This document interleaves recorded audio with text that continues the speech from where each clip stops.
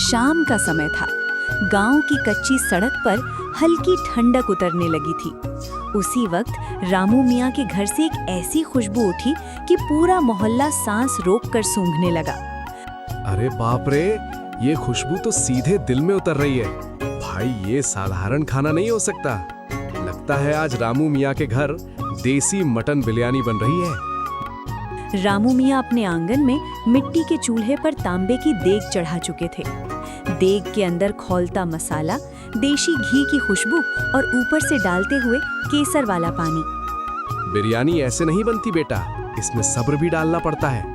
उधर दरवाजे के पास अम्मी जान मसाले कूट रही थी। अम्मी, ध्यान रखना रामू, मटन देशी होना चाहिए, नरम भी और खुशबूदार भी। रामू मियाँ ने देग का ढक्कन बंद किया और ऊपर से आटा लगा दिया।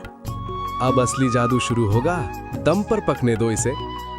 मोहल्ले में चर्चा फैल चुकी थी। गांव के चारों तरफ घने बादल मंडरा रहे थे। आसमान कड़कती बिजली से डरावना हो उठा था। गांव का नाम था रामपुर, जहां ज्यादातर लोग किसान थे। खेत, बैल, मिट्टी के घर, यही उनकी दुनिया थी। रामलाल एक बुजुर्ग किसान। हे भगवान, ये बारिश तो अब कहर बन गई है। खेत बह गए, घरों में पानी भर गया, अब हम कहाँ जाएं?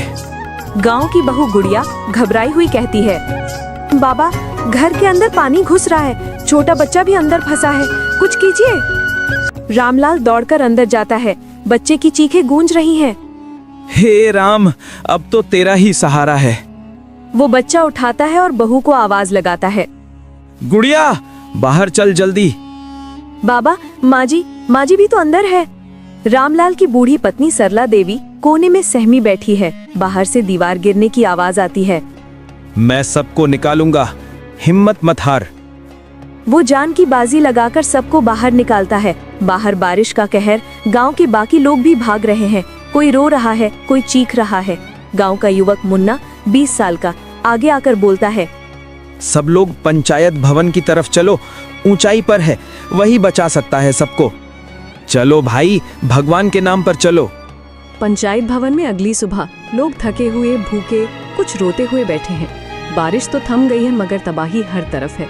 सबकी आंखों में एक ही सवाल, अब आगे क्या? भाइयों बहनों, रोने से कुछ नहीं होगा। भगवान ने जान बचाई है, अब हमें दोबारा बसना है। लेकिन मुन्ना भैया, खाना पानी कहाँ से लाएंगे? खेत भी बह गए, घर भी टूट गए। सरकार की टीम आने वाली है, मैंने फोन कर दिया है, सबको राहत मिलेगी। लेकिन उससे पहले हमें खुद भी कदम उठाने होंगे। हमारे बचे हुए अनाज को इकट्ठा करो, जो पास में सूखे घर हैं वहां रखो, मिल बांट कर खाएंगे। गांव वाले मिलकर बचा खुचा अनाज निकाल रहे हैं। कुछ लोग चूल्हा जला रहे हैं, कुछ लकड़ियां इकट्ठा कर रहे हैं। बूढ़े, बच्चे, जवान सब एक साथ जुट गए। रामलाल मुन्ना से, देख बेटा, हमारी मिट्टी ने हमें सब कुछ दिया है, उसने सब छीना है तो सब लौटाएगी भी, बस हम मेहनत न छोड़ें। सच कहते हो बाबा, हम नया गांव बसाएंगे, इससे भी सुंदर। 2 दिन बाद गांव में सरकारी राहत टीम आती है। खाने पीने का सामान, दवाइयाँ, तिरपाल वगैरह बांटी जाती हैं। सभी खुश हो जाते हैं। गांव धीरे धीरे फिर से बसने लगता है।